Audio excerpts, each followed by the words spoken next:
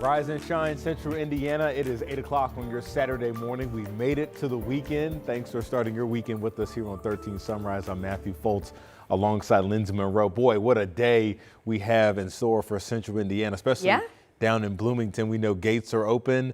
Our crew, Samantha Johnson, just got down there as well. We'll hear from her shortly, but should be a big day for the Hoosier lovers. Yeah, it's going to be awesome down in Bloomington today, and it's going to feel like football weather. Yeah. Or a change. You were saying it's a little chilly down in the 40s down there. Yeah, it depends on where you are because we've had a little bit of lingering cloud cover in southern Indiana, and that's actually kept temperatures up by at least a few degrees for places like Lafayette versus Bloomington. It is 45 down in Bloomington, Monroe County right now. We have fallen to 43 around the Indianapolis metro, but where that sky has really cleared out, we are seeing the potential of some patchy frost, like 36 in Lafayette, and it is currently 39 over in Muncie. So a cooler start comparing these temperatures to where we were this time yesterday. Across the board, we're down in a pretty big way. Muncie's down by 14 degrees. We're down by 13 degrees here in the city, and that trend will continue into the afternoon. We had a high of 75 yesterday. Abnormally warm for this time of year. These are more seasonal temperatures for today, so the sunshine's going to feel nice, just going to be cooler overall. 62 for the forecast high. We fall back through the 50s as the sun goes down later this evening, and then back into the upper 40s by later tonight.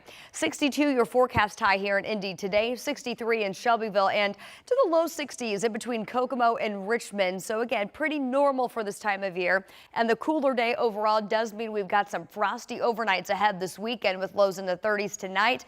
Again, Sunday night. But we're going to warm things back up. Some near record warm highs for Tuesday and Wednesday. We'll talk about those changes in your full forecast. All right, thanks, Lindsay. We begin this morning with the latest in the Delphi murders trial. The focus on day 7 was guns and ammunition. The prosecutor's goal is to connect a single bullet found at the crime scene to Richard Allen. We've had reporters inside the courtroom all week long as Allen stands trial for the murders of Abby Williams and Libby German. Now our Logan Gay is breaking down the testimony from day 7, and we do want to warn you that some of the details may be difficult to hear. This week, jurors heard for the first time from investigators the gruesome details of Abby and Libby's death and what investigators found when they located the bodies. One item they found near the girls' bodies was an unfired bullet cartridge. Friday, firearm examiner Melissa Oberg, formerly with the Indiana State Police, took the stand. She compared the unfired bullet cartridge at the crime scene with 4 test bullets she fired through Allen's gun in the lab. Police seized the gun while serving a search warrant at Allen's home in 2022. Using those 4 test bullets and a powerful microscope to inspect markings on the ammunition, she concluded the bullet at the crime scene did cycle through Allen's gun. And Oberg said she made that conclusion based on the quality and quantity of matching marks on the bullets. The state believes this latest evidence and testimony directly places Richard Allen at the murder scene, making this among the most compelling evidence the state has. But the defense team pushed back, highlighting that this type of firearm science called tool mark analysis is considered controversial, even getting the firearm examiner to admit that her analysis and conclusions presented to the jury are subjective. They also emphasized that the state's analysis was based on a bullet at the crime scene that was not fired, while the test bullets in the lab were fired. WTHR legal analyst Katie Jackson-Lindsay says she thinks it'll be hard for the jury to find guilt just based on that one piece of evidence.